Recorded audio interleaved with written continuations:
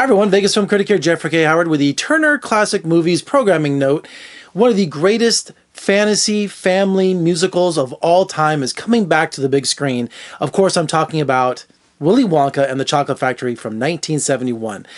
This has been one of my favorite films since I was a kid. I saw it not originally in the theater. I saw its re-release it came out in 1971. I think I saw it in 74 or 75. I remember going with my sister and seeing the Wonka bars being sold at the snack bar. I was just like, I have loved this movie since, I love this movie. I have a Laserdisc, I have the DVD special edition, I have so many incarnations of this movie, and I've seen it a million times. And not only just because the movie spoke to me, you know, the music from Anthony Newley and Leslie Bricusse, but just the story itself and Gene Wilder, and just, it's such a great film. But in the beginning of the movie, in the opening credits, it says musical numbers staged by Howard Jeffrey. And I was Jeffrey Howard. So ever since I was a kid, I always thought I had something to do with staging the musical numbers, even though my name was switched. I know. It's just, you know, something goofy little kids would do, you know. So I was always involved with the movie. So anyway, it's coming back on the big screen. And it's only for 2 days only, and it's from Fathom Events. And Fathom Events is this company that puts on live productions like operas or rock concerts or networking kind of things, or you can see classic movies like Turner Classic Movies is doing this whole program where they're showing Ghostbusters, they're showing classic films like Casablanca or Maltese Falcon. Well, this time it's the big treatment for Willy Wonka and the Chocolate Factory. And you're thinking, well, why are they showing Willy Wonka? It's because the author of the book, Charlie and the Chocolate Factory, Roald Dahl, this is his 100th birthday. And is that a coincidence that Spielberg's doing, you know, BFG, you know, is another novel by Dahl, so the same year, this summer, so kind of a coincidence? I don't think so. So anyway, Dahl was like my favorite author when I was a kid. I read James and the Giant Peach, Willy Wonka and the Chocolate Factory, but it was called Charlie and the Chocolate Factory, and Charlie and the Great Glass Elevator, which they never did a sequel where the elevator went up and, anyway, just, I'm a Wonka fanatic. And not only that, check this out, I don't have the jacket with me because I read this so much I didn't want to ruin the jacket, but there's a book out there called Pure Imagination. Here, let me open it's called Pure Imagination, and this was written by Mel Stewart, who directed the film, directed Willy Wonka and the Chocolate Factory. And this book is just loaded with stories and interviews, and unfortunately Mel's no longer with us, but when this book came out in like 2005, I called the publisher and I'm like, hey, I got to talk to Mel Stewart. And he was on Robertson Street in Hollywood in LA.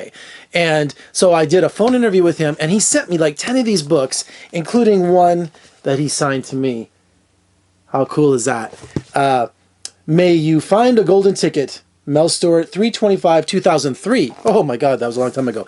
Anyway, this book tells you everything on how Willy Wonka and the Chocolate Factory was made, which, you know, if you ever see the opening credits, you see where it says Quaker Oats, and you're like, well, wait a minute, what the hell does Quaker Oats have to do with this? Well, originally, when the movie was financed by Quaker Oats, because they wanted to issue a new candy bar, but they needed something to promote it. So David Wolper, the producer, went and was discussing this with Mel Stewart, and Mel Stewart goes, hey, you know, my kid showed me this book, you know, Charlie and the Chocolate Factory. It was a perfect fit. So they go through this whole rigmarole of making this incredible classic, and the candy bar formula didn't work.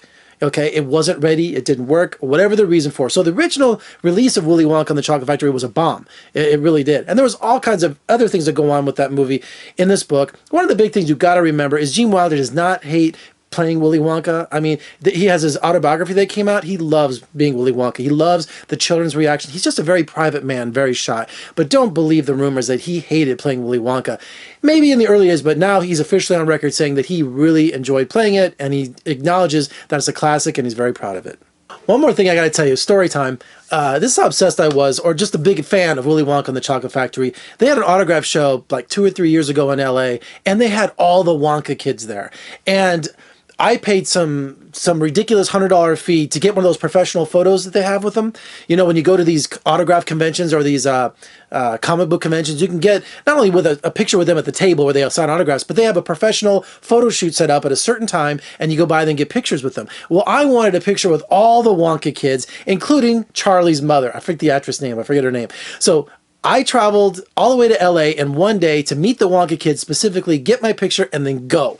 None of my friends would go with me. None of my family would go with me. But I jumped in the car from Las Vegas to Los Angeles. I drove straight there. Convention was going on. I made it within an hour, got my picture, looked around for a little bit, and I said, what the hell? I got back in my car and I drove home. Right? And there's the picture. There it is.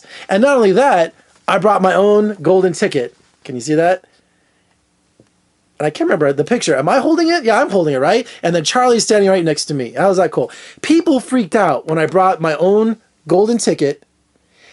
And for the next half hour, people were like, can I use your golden ticket? Hey, buddy, can I borrow that golden ticket? Hey, can we try that golden ticket for the photo? So this got passed around from a lot of people. I should have charged. Oh, the other cool thing, this is really cool. If you're a big fan like I am, this is the 40th anniversary box set of Willy Wonka and the Chocolate Factory.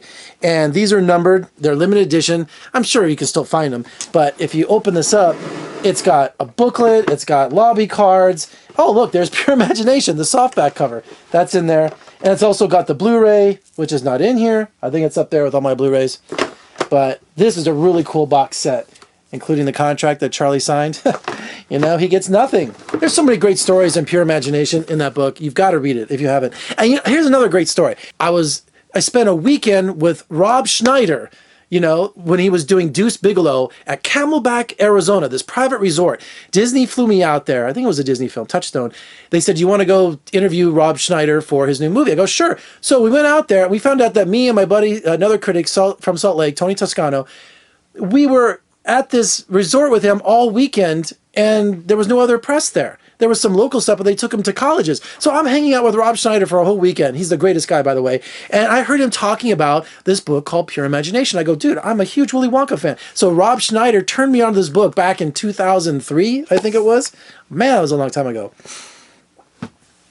Anyway, back on the big screen, you're probably going, Jeff, well, when's the damn dates for the movie? And I wrote them down. June 26th and 29th. 2 separate days, June 26th and June 29th. You can get your tickets. Go to Fathom Events. Usually it's one of the big chains, AMC, Regal, one of those. They'll have it listed on their website. Somewhere in your part of the country, I'm sure you will have the chance to see Willy Wonka and the Chocolate Factory. I don't know which day I'm going to go. I know I've seen this thing 100 times, but you know what? I want to see it on the big screen. I want to see if I can get some family or friends to go with me. It's just unlike anything else when you see it on the big screen. So Willy Wonka on the Chocolate Factory. Don't forget to get the book. Don't forget to get your golden ticket. And I just like, I might go watch it now. No, I'll wait a few weeks. But I mean, this is a good time. Got my golden ticket. Check out my website, vegasfilmcritic.com. Peace.